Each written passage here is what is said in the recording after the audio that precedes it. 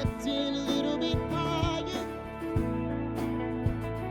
With every step I take, I'm getting good. Getting a little bit better, I'm climbing to the top. Never gonna stop, I'm getting good. Oh, shoot. Hello, everybody. Welcome back to another episode of Oh Shoot. I'm your host, Cassidy Lynne, and welcome to another episode. I have so much to update you guys on, and this is an advice column episode. So you guys submitted, I literally had over 200 responses for advice. So I either need to do another advice column episode and do 2 advice column episodes, or I don't know. It's really hard to pick the submissions because you guys all needed advice. So we've got a lot of advice to share. I'm really going to jam pack it into this episode today. So we're going to fly through my life updates. Okay, so let me just get right into it. I have updates for you guys. Update number 1. I got back from Mexico this week and I shot my last wedding ever for 2023 in Mexico. It was amazing, truly the best wedding I could have ended on for the year. And then I looked at my schedule and my next wedding for 2024, the next wedding that I have, is in Cabo, Mexico. So I will be back there again in May. And that's the next wedding that I have. I literally will be back in Mexico for my next wedding. So should I just get a condo in Mexico? I don't know, probably. That's kind of making sense at this point. So yeah, it was an amazing wedding. The couple was amazing. They're acrobats. So they did this really cool lift in her wedding dress. It was amazing. We were there for 4 days, 3 nights technically. And it was just a blast. I got to tan. I got to experience some warm weather. It was just so good. So good. Okay. And the other update I have for you guys that I was kind of teasing a couple weeks ago, but I started another podcast. So if you're listening to this podcast, you might want to listen to my other podcast too. This podcast is with my sisters. It's called Go Off Sis. And it's me and technically I have 3 other sisters, but it's just 2 of my sisters because my other sister lives in Tennessee. So she's in PA school. But it's me and my sisters, and it's kind of just a girly, fun, girl talk podcast. Episodes come out every Wednesday. So if you listen to Oshu on Monday or Tuesday, you can catch me over there on Wednesday for a little bit of girl talk. Just some fun episodes, truly. And the other 2 things I wanted to tell you guys. 1, Black Friday is coming soon. I know it doesn't feel like it is, but it is. So stay tuned for my Black Friday deals. I always have my presets are on sale. My courses are on sale. My templates, my email templates, all of that. My brushes on sale. My merch, everything goes on sale. And I haven't been doing a lot of sales this year, so this is going to be your chance to really stock up on. If you've been eyeing something in my store, Black Friday is your chance, okay? And my last thing is I have some new merch coming. I know I've been talking about this for a while, but I have, I finally got all my samples in. I'm obsessed with a lot of the pieces. We've got some hats. I have a beanie. I have some t-shirts, which I haven't done t-shirts in a while. So you guys are going to love them. And I'm super excited. I'm so excited to wear them. It's so hard for me because I order my merch and my samples, and then I feel like I can't wear them until I do the photo shoot because I want those samples to be in tip-top condition. I don't want there to be a huge ketchup stain on a shirt because I've been wearing it every day. So I have to hold back and refrain from wearing my new pieces of merch, which is so hard for me because if I love my merch, if it's something that I really love, which most of it I do really love, it's really hard for me not to wear it. The beanie, I wore it one day, got so many compliments, and I'm like, I need to not wear this beanie even though I really, really want to. It's so cute. So those are my life updates for you guys. let's get into some advice. We've got some long submissions, but I think sometimes the long ones are nice because we get lots of context and we understand what's going on. So let's just get into it. Hi, Cassidy. I love your podcast. Thank you so much for taking the time to read my submission. You're welcome. I'm a new photographer. My neighbor and friend gave me the opportunity to get into photography. She's a photographer and offered to train me so I could work as her second shooter for the weddings she books. She helped me find a camera to buy and I jumped right in. She also wanted my help with social media management and digital advertising, both of which I have experience with. My friend's goal is to go full-time with her photography so she no longer has to work at her full-time job that she hates. I have spent 30 plus hours working on a business and a marketing plan for her, including trying to teach her how to implement processes that will increase her bookings and revenue. Okay. As soon as I started booking my own clients, almost immediately, she started shooting down every single suggestion I had that she asked for. Anytime I share my own opinion on anything photography related, I am also shut down. And just to be clear, I pride myself on being a nice person. I work really hard to deliver advice in a constructive manner and to approach things in a how can we improve upon this way and not wow, I can't believe you're running your business this way type of manner. Okay, now I'm at the part where I need advice. What do I do? The way she's treating me is really affecting my mental health, which I already struggle with. If we didn't live across the street from each other, I would probably just cut ties with her altogether. This is why you shouldn't go into business with your friends. I know. I also do need the money from working for her as a second shooter, but her constant cut downs are making me second guess myself so hard. The imposter syndrome is very real. Give me some of that Cassidy Lynne wisdom, please. Okay. So after hearing all of that, that's a lot to take in. One of the first things that comes to my head is maybe you should not be doing like the business advice part of it. And it sounds like this photographer doesn't want to hear what you have to say. They just want you to like do what they're telling you to do. They're not open to like the growth side of it, honestly. Some people struggle with that. Some people are not as open to criticism as all of you are. Like, if you're listening to this podcast, you want to learn and grow. You know, you have that mindset because you're literally listening to a photography podcast. But it sounds like this person is not really in that headspace. They're not really in a space where they want to grow. So my first thought is stop giving unsolicited advice, even though maybe, yeah, you said the photographer is asking for it. But, you know, some people ask for it, but they don't mean it. So I think that's one part of this like whole multi-level layered thing that you can kind of cut out is just like that side of it. Plus, like, this person's not hiring you. Are they paying you for the social media management and like for these marketing strategies? Like, if you think it's a good idea, do it for yourself. You know, like do it for yourself and watch it succeed for you if it's really a good idea. I mean, I think it's nice and it's a really good thing to have photography friendships and relationships with other photographers who can, you know, get you bookings and help you grow. And it sounds like this is an opportunity like that.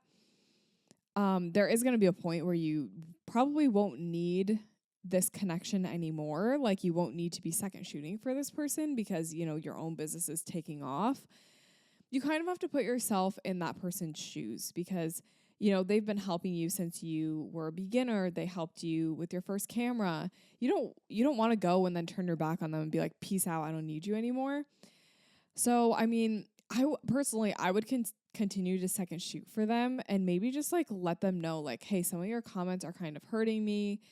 Like, you know, if like in the moment, if they say something that kind of hurts your feelings, like say that to them. Be like, hey, like that's not super nice, or like, I don't appreciate that. Just to like put them in check, but I wouldn't up and just be like, I'm going to leave because of X, Y, and Z when you haven't even like given them a chance to, you know, be able to talk through it. You know what I mean? You have to treat it like a relationship, like a friendship. Talking through things is the first solution before you just say, I'm cutting all ties with you, you know? So that would be my advice. It's a sticky situation. I'm glad I'm not in your situation because that sounds very difficult, especially because you're just kind of a beginner and you just want any of the work that you can get. And sometimes when you're in that position, it feels like you have to make compromises, and that's really, really hard. That's so hard. Okay, this next submission. I live in Colorado and had a client fly out from the East Coast to elope here. They were super sweet and the day itself went really well. They eloped in the Rocky Mountain National Park with my 4-hour package. I built a timeline and planned the entire 4 hours out. I gave her sneak peeks within 24 hours and more within a week. This is when it all started to go downhill. She started making all these requests. She wanted more saturation and vibrancy and kept telling me her photos looked dull. The day itself was overcast and had some sun peeking through. She was fully aware of my editing style being a filmier vibe and had seen plenty of my previous work. I didn't want her to be upset, so I re-edited most of them by slightly warming them up and bringing up the saturation in some of the colors. This obviously took extra hours of my time, but I was hoping for the best from her. It didn't work. She then asked for RAWs of the entire day and said, I don't really like the filters you're putting on them. I want them to look like my sister's iPhone photos where you can see all the sun rays. First of all, filters. I'm not just slapping on an Instagram filter. Second of all, if you wanted iPhone quality, why hire me? As polite and respectful as I could be, I tried to stand up for my brand and my work by telling her she agreed to my style and I already adjusted many of them for her after her first request. After that text, she sent me an iPhone edited version of my photo where she said, don't worry, I can edit them myself, look, where she presented an incredibly oversaturated and orange skin toned photo. I guess my question is, have you ever dealt with clients like this and how do you respond? Okay, first of all, I've never dealt with a client who blatantly says, look, I can edit them myself. Here's proof. I've never had that. That is absurd. I would never say that to a professional. I never have a plumber come into my house and be like, oh, you didn't do it how I like it. Look, I can plunge my own toilet. Like, I would literally never say that. So that just kind of seems like a personal vendetta against you, honestly. How would I deal with this? I mean, check your contract, see what your contract says about your client putting filters over your photos, editing your photos. Ultimately they are in violation of your contract, most likely. So there's a couple of ways you can approach it, truthfully. Number one, just maybe start by emailing them, being like, hey, it's in the contract that you can't do that. Does your contract say anything about re-edits? Like, my contract says, like, if something about like within 30 days, like if you have to let me know about something, but it has to be within 30 days. So what does your contract say about re-edits? What does your contract say about putting filters over your work? Most likely it probably says you can't put filters over your work. So I would bring that to your client's attention, just very respectfully send a screenshot of the contract, highlight the section that you're talking about, be like, I totally, get it. But I also want you to know, like, this is what you agreed to. It's in my contract. If you wanted iPhone photos, I don't really understand why you hired me. I don't release RAWs. That's not a good representation of my brand. I never have. I never will. And ultimately, you kind of have to make the choice. Are you just going to ignore it? Or are you going to turn it into a legal thing and potentially risk a bad review? Are you going to get a bad review anyway? I don't know. Like, it sounds like this person just wants to be difficult, so I'm not quite sure. Not to scare you about the bad review thing. Not to scare you, because if you get a bad review, you have, 20 other good reviews, I'm sure, to show for how you actually work. So yeah, it's kind of your choice. Do you want to just ignore it? And maybe you have one client who, okay, they're being difficult, they're re-editing their photos, but I'm not going to go to the ends of the earth to make their life miserable because they did that. Maybe you feel like, oh, it isn't a good representation of my work. Well, if someone sees that photo, the overly edited photo on that person's Instagram, let's say, they can go and see that you're tagged or whatever. Hopefully they tag you, and they can go and see that actually that's not how you edited the photos. That would be my best advice. like I said, I've never really dealt with that, and that sounds so tricky. And honestly, I'm kind of sorry that that person is treating you like that. Okay, girl, I'm at a loss. I'm new to the wedding industry. You have held my hand every step of the way. Thank you for that. Oh, you're welcome. And I'm starting to get lots of inquiries for next year. I have this one girl who reached out a couple weeks ago, and it's been a little sketchy. I scheduled a Zoom call with her right away, and she canceled on me. And then she reached back out to reschedule and ghosted me on that meeting. We rescheduled for a third time, and she was 20 minutes late to telling me she was still at work.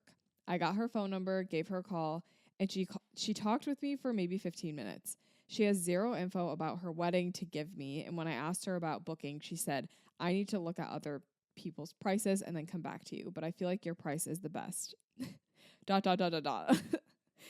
I feel like this is not a good start to us working together. Also, I should mention that her and her fiance have been engaged since 2016. That's 7 years. And they met because she was his high school bully. She also told me that she is very pagan and I am Christian, and they are getting married on Halloween next year. I'm having flashbacks to your spooky stories episode. I'm a little freaked out, and I'm not sure this couple fits my vibe. Anywho, I have 2 questions. 1, as a beginner, should I book weddings that I don't think are my style, even just for the experience? 2, if not, how do I tell them no? They said, I am not a confrontational person. Thanks, Cass. You're my photography bestie. Oh, boy. There are lots of red flags here, so I'm going to make the executive decision to tell you that you should not book this person. Number 1, it's on Halloween. I don't know if you like celebrating Halloween or not, but like Halloween's a good day to have off from work. So that's one thing. Number 2, they've been engaged for 7 years. This person is ghosting you. They're, not getting back to you. I doubt if they were like, oh, I want to book with you, and you sent them a contract, I kind of doubt that they would even sign that contract, to be honest. I think you're going to be saving yourself a lot of heartache and emotional distress by just not booking them. Truthfully, just do not book them. I remember being at a place in my photography career where specifically I had a person who was a referral to me, and like this girl gave me her phone number. She was in her email. She was like, oh, like she wants to schedule a call with you. Like just, shoot her an email or whatever. I emailed with this person. We set up a phone call. They ghosted me. Like I called them, ghosted me. I called them again. Now my number's blocked. And I'm like, this is so weird. Like you asked for this. So I think it's a blessing in disguise when there are all of these red flags. Like there's a reason you're getting red flags and like weird feelings in your stomach. I promise you it is not worth the $2,000 or whatever it is that they're going to pay you. It is not worth the emotional distress. Also, like sometimes clients like this give you such a hassle afterwards. Like kind of like one of the stories we just heard about like wanting re-edits and stuff. Like sometimes clients like this end up being like that, and they leave you a bad review because it's like because of something that's not even your fault. So I would say you're totally going to be thanking yourself if you don't take this. One of your questions was, do I book clients that aren't my style even just for the experience? I did that when I first started, and I don't necessarily regret it. I would say more so like, okay, the clients weren't my style, but they still were like good people and respected my time. You know what I mean? Like they weren't penny pinchers. They weren't people that were nagging me for re-edits. Like they were people, they probably were budget shopping a little bit because my prices were low, but they never gave me a hassle afterwards. And I think there's a difference when you're first starting in those types of clients. You can tell the clients that are going to give you issues and the ones that genuinely like your work and like the fact that you are a little bit cheaper. So I would say, yes, book clients that aren't your style, but make sure they're still like the humans that you want to work with. Does that make sense? And you said, how do I tell them no? Honestly, I would just like not put any more effort in and like don't continue to reach out to them and just kind of leave the ball in their court. I don't know like where you are in the email process, but like, it kind of sounds like the ball's in their court. If they get back to you and they're like, hey, I want to book with you, you've got a couple options. You could be like, hey, I don't think we're a good fit. Leave it at that. You can be like, hey, I'm already booked, which is a lie, but you could also say, hey, I'm not available that day anymore. Maybe because you want to take Halloween off. That's my advice. Okay. This next person says, I'm a wedding photographer, and one of my brides told me when we were getting coffee that she's considering asking me to be a bridesmaid. She doesn't have a ton of close girlfriends, and since we've been seeing each other more to help plan her wedding and work on her timeline, I feel like we're friends. By the way, she told me this after she signed the contract and sent the deposit, LOL. Oh my gosh. I'm not sure what to do about it. I kind of just laughed it off and said she was sweet, but I have no idea what to do if she asked me more directly. Help. Okay. So you've got a couple options here. I mean, first of all, I kind of want to say like, if you're becoming such good friends with your clients that they want you to be bridesmaids, I think you're doing like a really good job at making your clients like comfortable. I think you're doing a really good job with your customer service. I mean, I feel like sometimes in photography, you meet certain clients and you're like, I think you're going to be my friend. And I think that's okay. Like there are some clients that are just like that. And I think that's awesome. So you kind of have to ask yourself, like, do I feel mutually that that's something that I would want to do if she does ask me to be a bridesmaid? Like, do I feel like we're close enough friends to where I'm comfortable with that? And it could be, I don't know how it would work with the deposit because like if you're friends, like, do you give the deposit back? But you kind of have to be clear with this person. Like, if they do ask you to be a bridesmaid, just be real with the fact that, like, their deposit technically is non-refundable. And, like, you've turned away other weddings because they've booked their date. So, like, just be like, I just don't feel like it's really fair for me to, be a bridesmaid when I've been turning away other work for your wedding. That's kind of how I would take it. I would either be like, assess the situation. Do you really feel like you want to be a bridesmaid?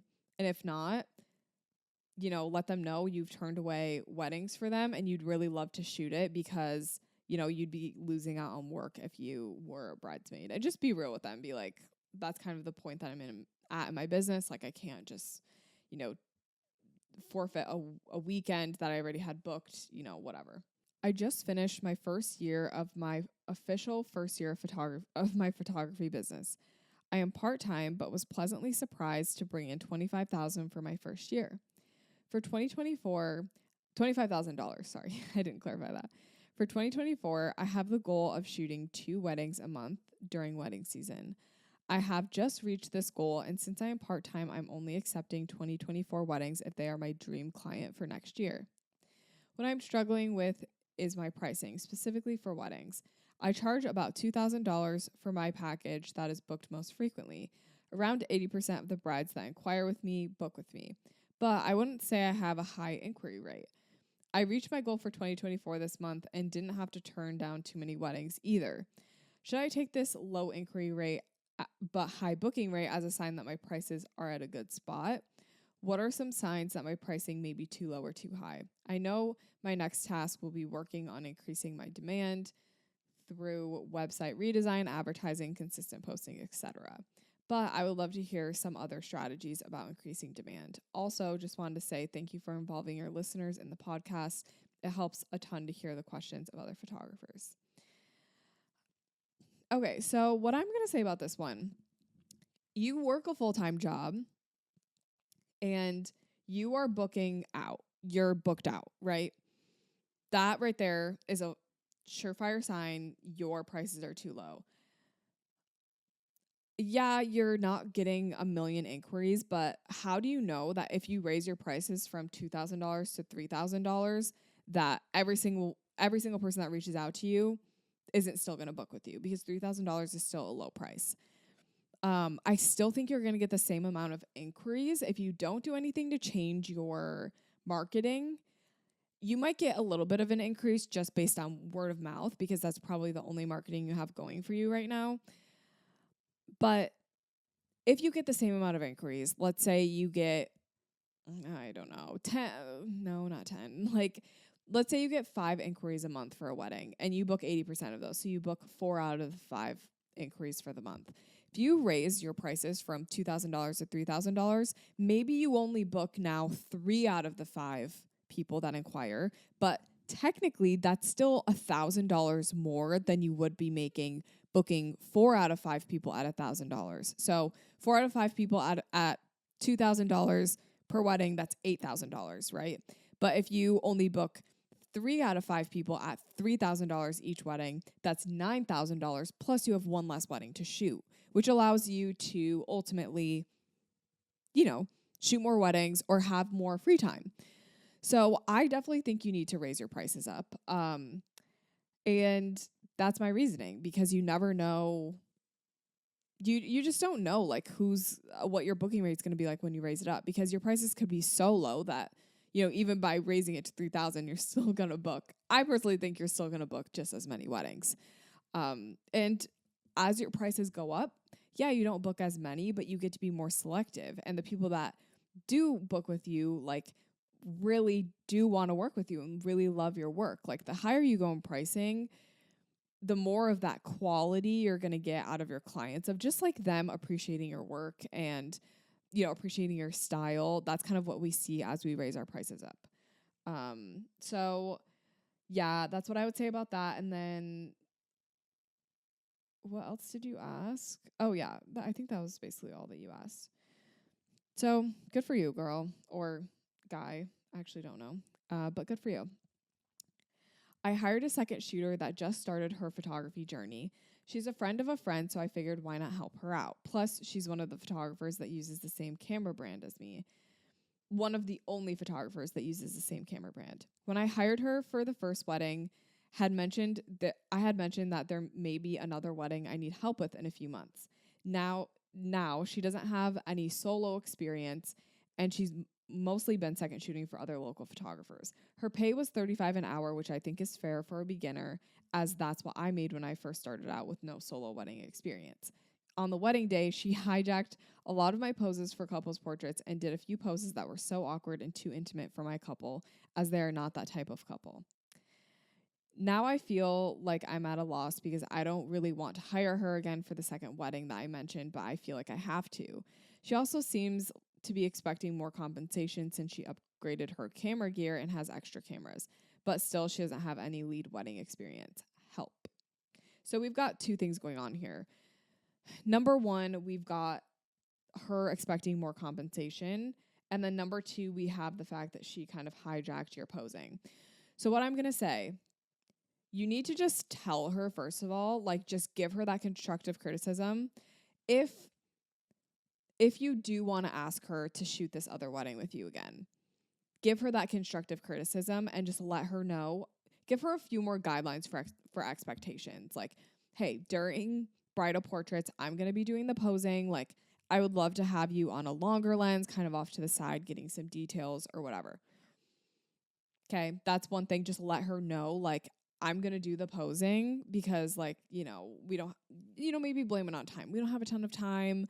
Like, or like my couple just feels like more comfortable with me posing, whatever. Just let them know that, because that is something important to communicate. They're not going to get better if you don't communicate that to them, and how they perceive that and how they take that is kind of on them, right? Number 2, the compensation thing. Now, I personally think it's up to the second photographer what they want to charge. Whether or not you want to pay that is up to you, but ultimately they get the say to be like, I want to be paid $40 an hour. And you can be like, okay, I'm not comfortable with 40. I can do 35, but 40 just is not in my budget. And then maybe you guys don't work together. Granted, I do think it's a really good thing to have like 1 or 2 second shooters that you can trust, that work well with you and like shoot in your style. I'd be lying if I said that it was a perfect experience working with Charlie the first time we ever shot a wedding together, because it was not. Like, there were things I hadn't communicated to him. There were things that, he was doing that I didn't know he was going to do, but that I didn't want him to do. And, we still go through times where I have to be like, hey, I want you to shoot more reactions. Stop shooting the couple so much. So, I mean, it's really good to have a second shooter that you can trust and rely on. And if they want to be paid more, sometimes that's worth it because you're building a relationship with someone. They understand your business and how they shoot, how you shoot, and, all of that. And that's kind of hard to train. That's hard to find. So, I mean, like I said, if they want to be compensated more, I mean, the more and more they work with you, the more I think they should be compensated. And that's kind of hard. But it's only fair. I mean, yeah, maybe they don't have lead experience, but they're actually doing more second shooter experience with other photographers. So they're actually getting better and getting more experience. Although it's not lead experience, it's actually better because they're getting more second shooter experiences. So they are understanding how to be a better second shooter. Sometimes I think lead photographers are not always the best second shooters because they don't know how to take a step back, So take from that what you want. I recently took engagement pictures for a 2024 bride and groom, and everything went well. They ended the session saying how much fun they had and that they were so excited to see the pictures. I sent them previews, and a week later, the bride responded saying that they were very disappointed in the pictures. After talking to her about what she didn't like, it became evident that she didn't like things that were out of my control. Their outfits, her hair, their stiffness, etc. She wants me to still take their wedding pictures, but has expressed that she isn't confident in my abilities. Oh boy. She also expressed that money is a factor in why they aren't thinking about finding a new photographer. So I need advice on whether it's worth it for me to change my style and risk her being disappointed in her wedding pictures, or just save her money. Oh, wait. If it's worth it for me to change my style and risk her being disappointed in her wedding pictures just to save her money, or if I should offer to give her back the deposit and let her find someone else. What should I do, and how do I communicate that to her? Okay, so a common thing I'm feeling in these advice submissions is unhappy clients with like things that just are not making sense. They're unhappy with things that are not making sense. And I mean, it's things like, I knew your style, but I hired you anyway. Now I don't like your style, or it's this, I don't like things. I don't like, what did they say? I don't like the way my hair looks. Okay, wait. Sorry, I scrolled away from it. They don't like their outfits, the hair, stiffness, etc. So, I mean, I would just openly communicate to your client, like, I'm sorry you feel this way. There are some things that are out of my control, like your outfits. What else did they say? Like your hair. Those really are not things that I'm in control of. Even like if the wind gusts your hair, like that's not really like I don't control the wind.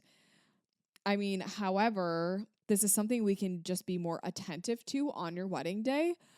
Maybe, I mean, I know some people that don't like doing this, but I don't mind like showing my client the back of my camera just right when you start shooting like portraits and be like, hey, just want to make sure, like, do you like how this is looking? Because I have had clients that are a little bit more picky with that, or like I've had a client that's like, hey, I don't like this side of my face, like, or I have a double chin and I just want you to be aware that I don't like the double chin. I do think that as the photographer, it's our jobs to make our clients feel really good about the way that they look and give them that confidence back. And I mean, sometimes that falls into things like outfits and hair. Stiffness, I think that on a wedding day, they might be a little less stiff because they've already had experience with you. So for me, I feel like I would, okay. So the client did say that like they were considering looking at a new photographer, which I don't love that. So yeah, I mean, it's kind of up to you. Do you want to save yourself emotional distress? They might be unhappy after their wedding day. Do you want to save yourself from that? Is it worth giving them that money back and just being like, I'm done with this? Or do you think you can work with them? Like, do you think that maybe there are some things that you could be doing on the wedding day that can kind of help that? Now you know, like, okay, they didn't like their outfits. She didn't like her hair. She didn't like the stiffness. Stiffness is something that is kind of in your control a little bit. Like, obviously, if they're stiff, they're stiff. But like, you know, you control poses and movements. So you can kind of help with that and aid with that with like prompts. Her hair, just making sure like you check with her. Maybe show her the back of the camera. Be like, hey, do you like your hair? Just want to make sure, does everything look okay? And that's something you can be aware of too. And it's up to you. It really is up to you. I don't know if that's much help, but you know, sometimes with clients, if you're, I don't know if you said that you're early on in your career, you didn't say that. But you know, I think that sometimes you can work with things. Not everyone's going to be the perfect client. And ultimately they signed a contract with you and you have a retainer. So, you know, sometimes it's like, I'm just going to shoot and I'm just going to do what I can. All right, moving on. I have been doing photography more aggressively in the past 8 months and chasing it more as a hobbyer. Wait, hobby rear. I've never heard that. More as a hobby rear, hobby/career combined, something that I love that makes me money. But I've been finding that my edits are different, but yet still consistent from session to session, if that makes sense. Different settings like more or less green, what the lighting is based on shade at the location, timing of the session makes a huge difference in my edits. All of my clients have been very happy with their galleries, but the advice I'm seeking is, do you think it's okay to be consistently inconsistent? If that makes any sense. I use base presets and tweak from there, but each session looks different in the final product. All warm and moody, which is my style, but what I'm happy and proud to deliver in the final gallery is different from session to session. Is it okay in your eyes as a paid photographer, especially one that is still establishing? Yeah, I think that's fine. In my head, the one thing I can think of is if your client has a picture in their head of, you know, maybe a session you've done in the past and their photos don't turn out like that because the lighting is different, the location's a little bit different, and that's something that's not communicated, and then they're disappointed. So, I mean, I think it's fine if your edits are consistently inconsistent. If you're using that same base preset, that means you have like basically the same coloring and the same exposure. It really just is dependent on your lighting and location. So, I mean, as long as you are, I would say like, make sure your clients are showing you like what they expect/want out of their session, like what they want the end result to look like, just so you can be like, okay, they liked golden hour at the beach, so I'm probably not going to take them indoors to a studio in the middle of the day. You know, like I'm going to make sure that what they want is actually what I give them. And, you know, that's really all that you can do. And I think it's fine if you're still loving your sessions, I think it's fine that they're consistently inconsistent. If you weren't using the same base preset, I would say maybe no. And I also think it's important to, if you are consistently inconsistent, make sure that shows up in your marketing and on your Instagram feed and stuff. Make sure that you're showing all those different variations so that people don't expect like golden hour at the beach every single session, because that's not what you deliver. So as long as your expectations are there and you've communicated to your client and you've also you also hear back from them on what they're expecting, lighting, location wise, then I'd say you're fine. Yeah, I don't see a problem with it. I second shot for a photographer that has been doing weddings for 10 years. I'm going into my second year. And she asked me how much I charge wedding clients. When I told her, she realized my prices weren't too far off from hers and told me I need to lower them because it's a liability on my end to charge such high prices without having the experience to back it up. Oh boy. I was booked out during busy season and I haven't had a complaint/unhappy client. And I told her that. Do you think this was genuine or she just didn't like that I was charging prices similar to hers? Also, any advice on how to handle competitive photographers, especially when you respect their work and second shoot for them. P.S. You literally got me through my whole first year of photography with all the education and advice that you share. So thank you. Wow, wow, wow. I am kind of speechless. Because this is none other than that 10-year photographer being insecure and thinking that you shouldn't charge as much as them because they have more experience than you. Goodbye. That is not the mindset that we condone. That's not how we are around here. And I think that you should raise your prices. No, I mean, I could understand, if you've been shooting for that long and then like this person who just started shooting like tells you they charge that much. I would be like, bro, what?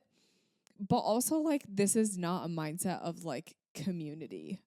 Not at all. This person probably is now viewing you as competition. They probably didn't when you first started shooting with them, or like when they first, when you started shooting this wedding together, and then like instantly probably started viewing you as competition. So, this is 100% on that person. I actually think it's really cool that you are able to charge what you charge and you're booking people. I think that's great. This is kind of giving that whole thing where people were like, you needed a degree in order to like be able to charge more as a photographer. That whole thing that was going around. And this is kind of giving that same energy of like, you don't have the experience, so you can't charge that much. My question is, who is the rule maker of how much you can and can't charge? As long as you're booking, you can charge whatever you want in order to book. Okay. There's no rules. There's no, guideline for how much you can charge. You only have 2 years of experience. You can only charge up to this. No, that is literally not true. Some people are just better at marketing and just better at booking. And I don't know, just better. I don't know. Like, I'm kind of like mad that this person did this to you because like you're slaying. Okay, and then advice on how to handle competitive photographers. I don't like really come across that many competitive photographers. And when you do, it's like, why? Like, so, I mean, if someone's being competitive with you, like, just either don't talk to them about photography anymore, just like completely cut that out. Be like, I don't want to talk to you about photography. We can still be friends, but I don't want to talk about like business and stuff because you're going to get competitive about it. Ultimately, there's always enough clients and shoots and weddings to go around. So I never feel like I need to be competitive. Truly. Like it's never worth it, in my opinion. So just forget the haters.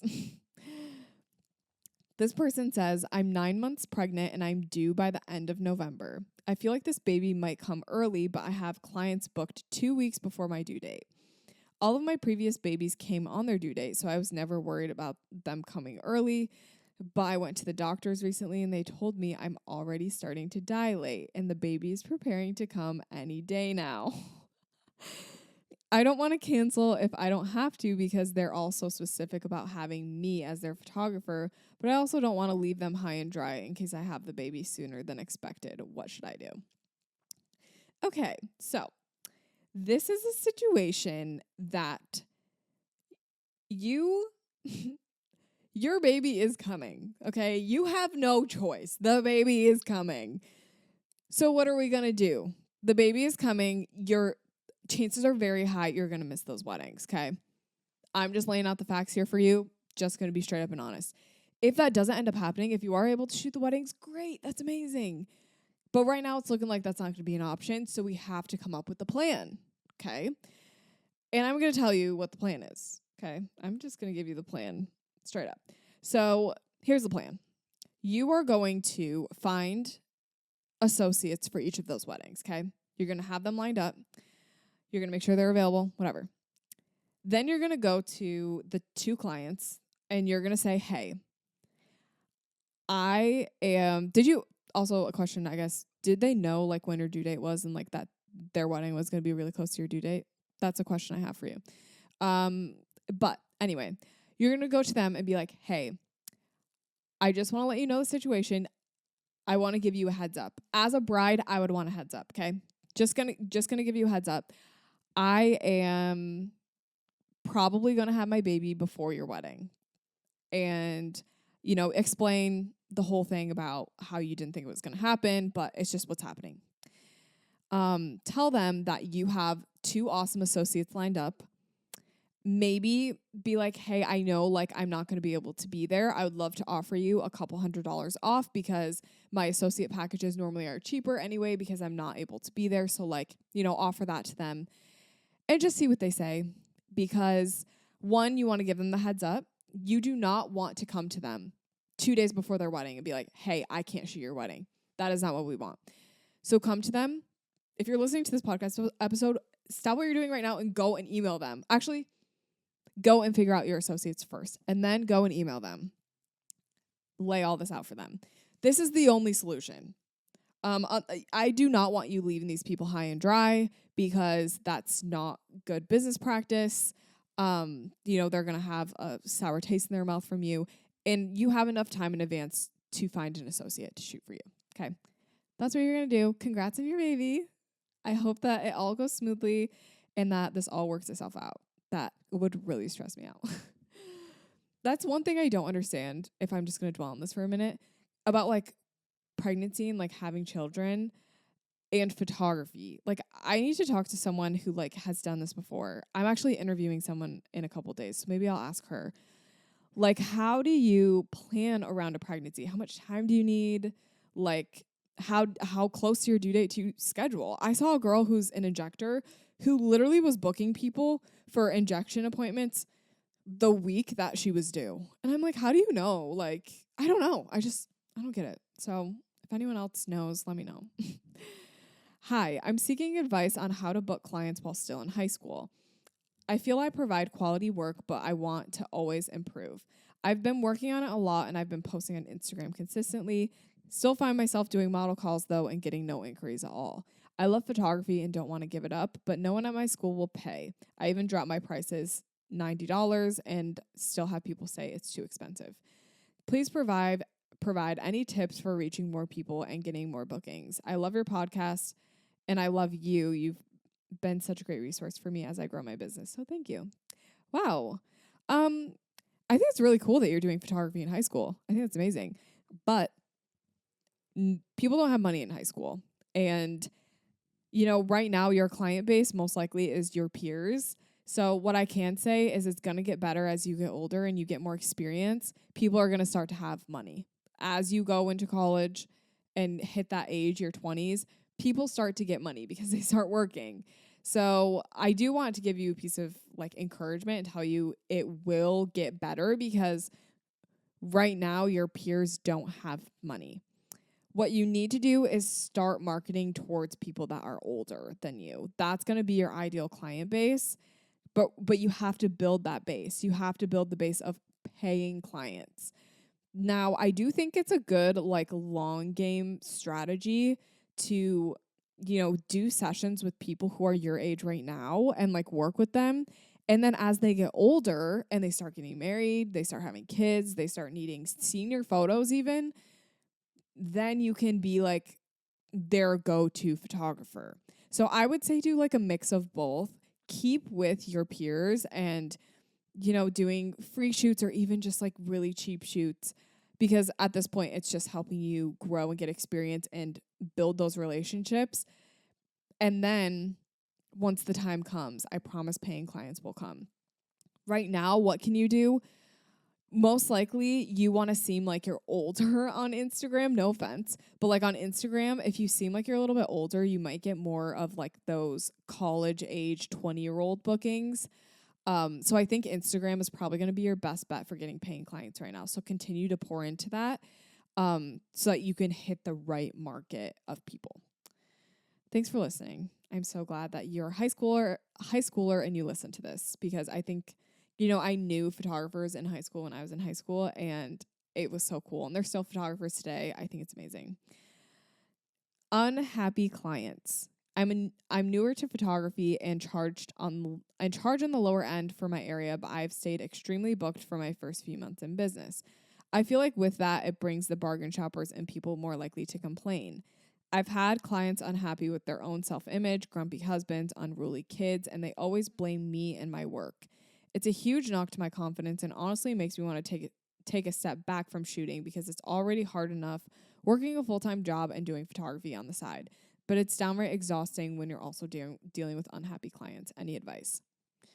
Okay, you've got another job. You've got other income. I don't think you need to be taking clients that are going to be budget shoppers. You know, there is a period where sometimes you have to take what you can get.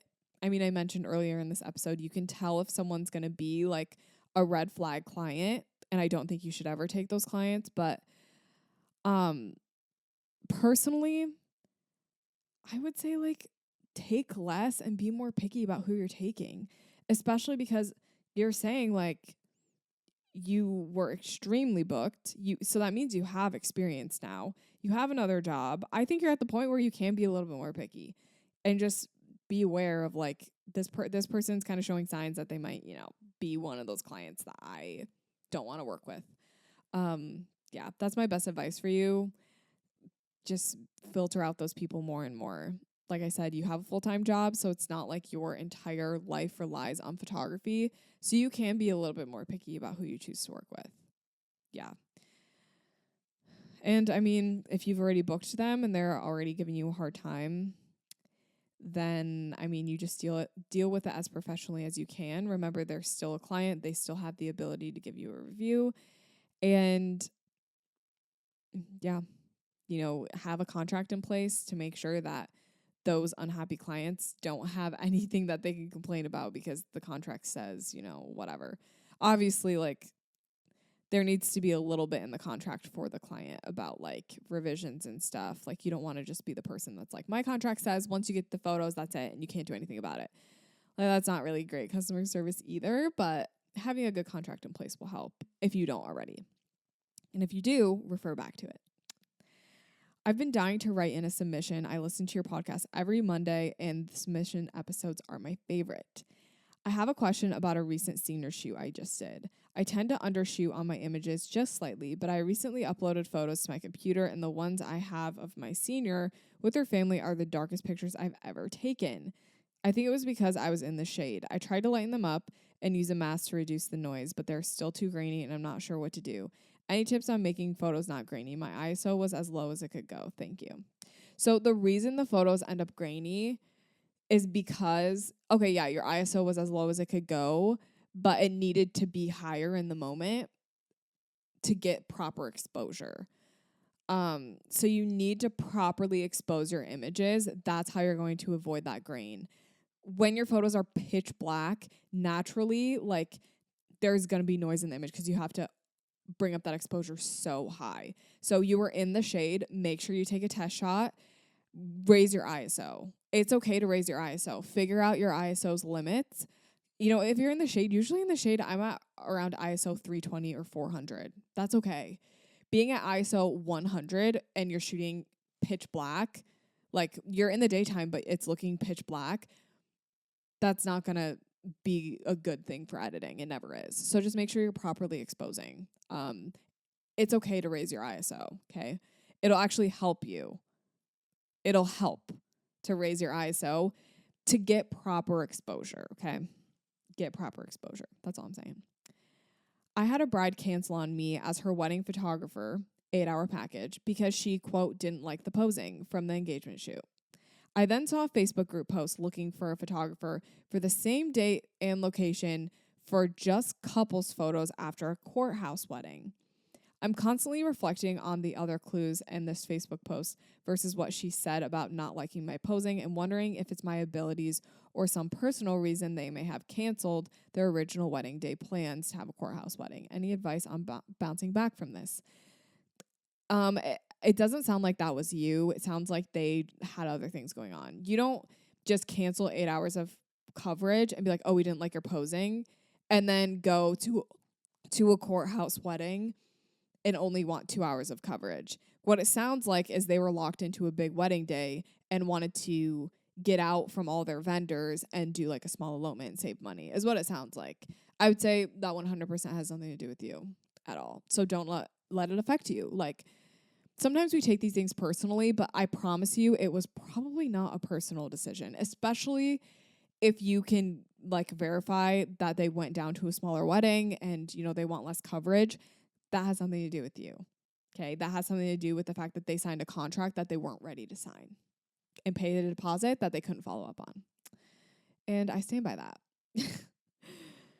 I would love advice on dealing with this other photographer in my area. In fact, she's my best friend's sister.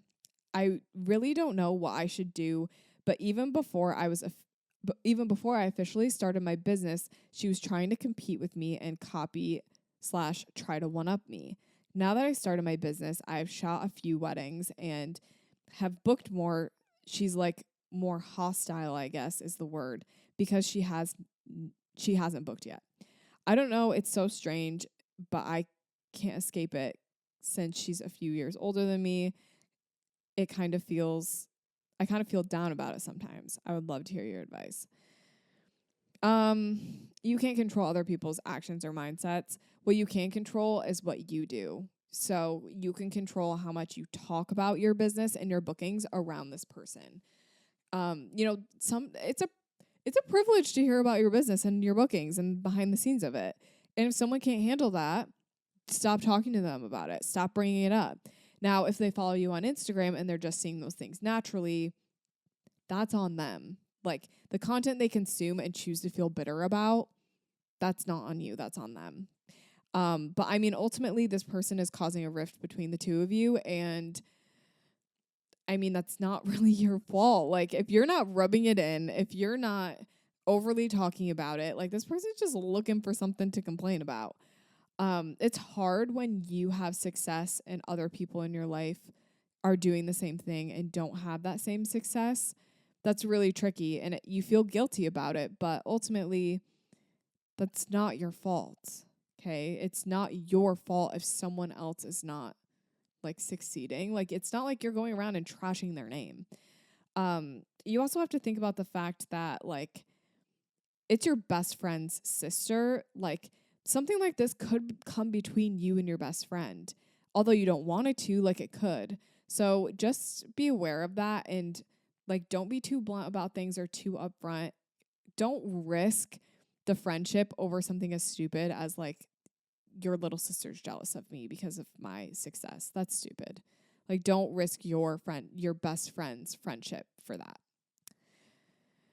Do I still raise my prices next year? And by how much? If I'm not fully booked.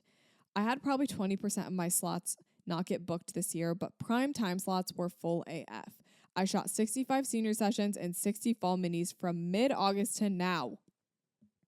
Oh my gosh. That's a lot. My season was short because I had a baby in July. I don't feel overwhelmed after using Imagine AI for the editing, but I'm wondering how I can make more money next year. My rates are $150 for a mini, full gallery $50. I don't know what that means. And or maybe like you give the full gallery for $50 extra maybe. And $475 for 2-hour senior sessions in the Metro Detroit market. Also, advice on not working every weekend. So you're asking about not working every weekend, which means your open slots maybe shouldn't be open. Like, maybe you need to be more strict about your schedule. I do think that, you know, if you find yourself booking 80% of your open time slots, yeah, you should raise your prices up. And I mean, you said your prime time slots were full AF.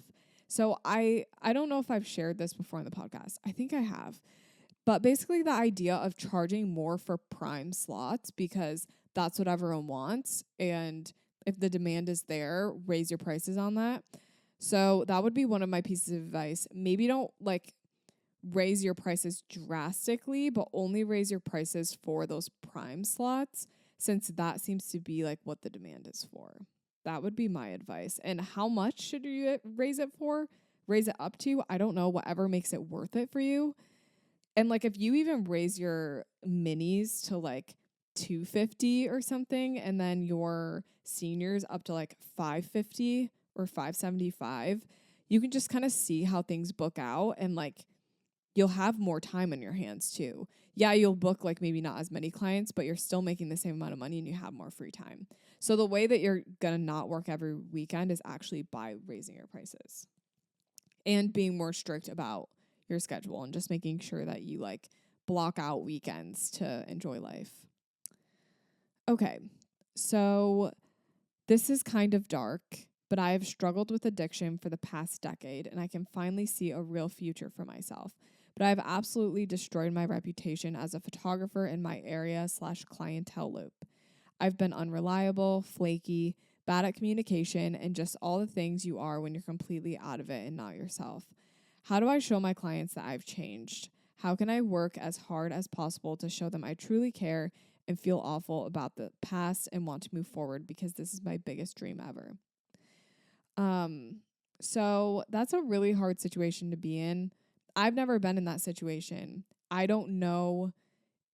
Take my advice with a grain of salt, because I genuinely have never been in your situation before. But I can just tell you kind of what I think you might want to try to do. At this point in time, the biggest thing you need to repair is your reputation. That's the biggest thing that's going to keep you from booking. So you need to be transparent with people. I mean, you were transparent with me on this submission. Be transparent with your past clients. If you do have past clients that reach out to you and want to work with you, be transparent about that. Be like, I struggled in the past. I'm working on getting better / I think I'm in a much better place, and I'm sorry that I did this to you. Own it. And, offer them, I don't know, like offer them an opportunity for redemption. Maybe there's someone that you just straight up canceled on, and something like that. Like come to them honestly and offer that chance of redemption. Also be prepared for people to just not be willing to offer that redemption to you, but there are going to be people who will. And I think those are the people that you want to focus on. You really need to work on building your reputation up. Start working with businesses. Start working with people you haven't worked with in different circles. Start building up your Google reviews. Ask your friends and family to build that up for you. Ask yourself, what are the things that are important reputation-wise when I'm looking for a photographer? Like in my head, what would be reputation things that I would be looking for? And start to really work on those then as the photographer. It's going to take time, because once a reputation's kind of torn down, that's really hard to build back up, but I'm not saying it's impossible, and I definitely think you can do it. Other options would be to completely rebrand. If you're like, this is new me, new year, new me, do a rebrand and be like, this is completely different. Like, you're doing things completely different now. And, maybe you can have some systems in place that are going to show your clients, this is actually what I'm doing to make sure I don't flake on you and I don't miss your session, because I have reminders set up. I have, workflow of me like sending reminder emails to you and me, like taking those action steps and then showing that you're, willing to just change and that you've changed. That's going to be a great thing to do with past clients. With new clients, I don't think you need to mention that at all.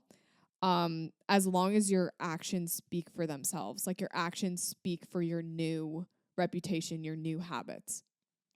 I think that's really all that you can do at this point. Yeah. Good for you. I'm proud of you. And thanks for being open in your submission. I'm excited for you to just build it back up, because it sounds like you love it. You love photography. So I'm excited for you for this new blank page, this fresh start. I love it. We have time for 2 more submissions, okay? I get so nervous when doing wedding consultations, and I feel like I don't know how to run one smoothly. I have notes, but the couple always seems like they're nervous as well and don't want to share unless prompted. Sometimes I feel like clients love my work, but after the consultation, I'll be ghosted and feel like it's because of me. Could you go through your consultation process and what steps you go through, what to discuss, and how to ensure they feel confident enough to book you? Side note, this would be an awesome podcast episode. So I actually do have a podcast episode on this. Episode 116 is my podcast episode on phone calls, consultation calls. So go check that out. I'll just give you like a quick piece of advice, but like my full breakdown is in that episode. When it comes to phone calls, you really do want to lead the conversation. I think when you lead, you just show that you're able to take charge on a wedding day. It kind of just shows that you're confident and you can pose. Like, I feel like all of that is kind of interpreted in a phone call, like when you lead the conversation. But it's so important for you not to do all of the talking. When you ask the couple questions and you get to know them, but you're still leading, I think those are like the best ways to conduct a phone call, is to lead the conversation, but always ask questions and like get them to interact, because people love to talk about themselves and you really want to feed off of that, you know? Okay, last submission. What's it gonna be? Okay, wait. There's 2 more submissions I want to do. Okay, we'll do 2 more. I'm sorry, this is going to be a long episode. I had surgery on my back in September and I let my clients know, but one client decided to reach out to me that week of my surgery several times, and since I didn't respond, she disputed the payment for her wedding that was 4 weeks away and never communicated with me even after I tried to reach out to her. She signed a contract and everything, and the bank approved her dispute, including the non-refundable retainer. So what truly does a contract do? Because I did not feel like it protected me as the vendor. And clients can be so insensitive for real. Okay, so here's the deal. At this point, if you've reached out about it, you have no other option than to take legal action if you would like that money back, because you do have a contract in place. The bank did not see that contract. The bank is just doing what's best for the bank, which is making their customers happy. So you either need to take this to small claims court, show proof, go to a lawyer, show proof that you communicated that you weren't going to be available during that week of your surgery, and show proof that they signed a contract saying that they can't do that. If you want that money back, that's your option. Honestly, that's it. That's all you can do. And that sucks. That really, really sucks. How would you deal with a spouse who is unsupportive of your photography business? He's a penny pincher, and I absolutely understand where he's coming from, but getting into newborn photography isn't cheap if done the right way. Education is at the top of priorities, which also isn't cheap. Equipment and props, etc. add up. I'm definitely not saying I need all the props and top of the line gear now, but all he sees are the upfront costs. I see the potential and I have the absolute passion for it, stemming from our previous miscarriage. Okay, so that's really tricky. I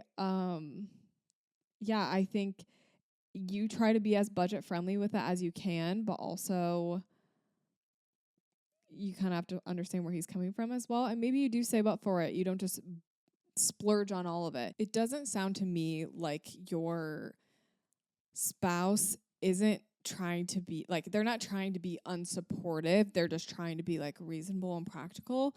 So I would say like go to your spouse and ask for a compromise and be like, hey, I totally understand where you're coming from as far as money goes. Here are some of the things that I'm going to try to do to cut down on those costs. There are, there's things that you can do to make the startup costs less. There's things that you can compromise on that aren't going to be ideal, but that's sometimes what you have to do. You mentioned education, sticking with a free podcast or maybe like just one course. for now, you know, and then you can do more as you start to make more money.